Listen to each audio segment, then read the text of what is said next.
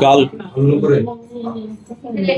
काल दिनांक 5 मे रोजी रात्री 9:30 वाजे सुमारास पर्वती पोलीस हद्दीमध्ये पर्वती पायथ्याजवळ एका वयोवृद्ध माणसाने एका लहान बाळावर लैंगिक अत्याचार केले आहे अशी इन्फॉर्मेशन पोलिसांना मार्शलला प्राप्त झाली।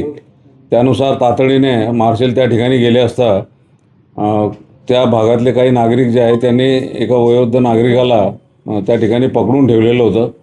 पोलिसांनी ताबडतोब इंटरव्हेन्शन केलं, त्या व्यक्तीला आपल्या ताब्यात घेतलं। त्यानंतर असं समजलं की तो जो व्यक्ती आहे त्याने स्वतःची जी नात आहे म्हणजे त्याच्या मुलीची मुलगी वय वर्ष 9 वर्ष तिला आपल्या खोलीमध्ये बोलवलं आणि तिच्याशी अतिप्रसंग करण्याचा जो प्रयत्न केला, परंतु शेजारी एक राहणारी जी महिला आहे तिला त्या बाळाचा रडण्याचा आवाज आला आणि तिने ताबडतोब त्याच्यामध्ये हस्तक्षेप केला, शेजारच्या लोकांना सांगितलं। त्यामुळे शेजारच्या नागरिकांच्या मदतीनं त्या बाळाची ताबडतोब सुटका त्यांनी केली आणि पुढचा जो होणारा जो प्रसंग आहे तो त्यामुळे टळला। पोलिसांनी ताबडतोब त्या व्यक्तीला आपल्या ताब्यात घेतलं। सदर बाबतीमध्ये बाळाला आम्ही ताबडतोब ससून हॉस्पिटलला दाखल केलं। त्याच्यामध्ये बाळाची वैद्यकीय तपासणी करण्यात आली।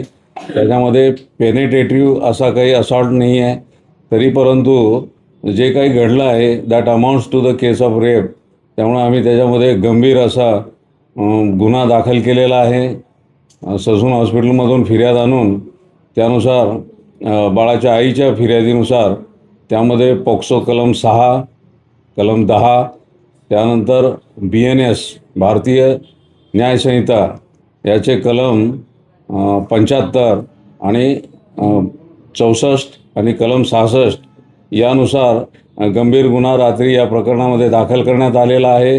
त्यानंतर गुन्हा दाखल झाल्यानंतर त्या गुन्ह्यामध्ये आरोपीला रितसर अटक करण्यात आलेली आहे। त्याला आज कोर्टामध्ये प्रोड्यूस करण्यात येणार आहे।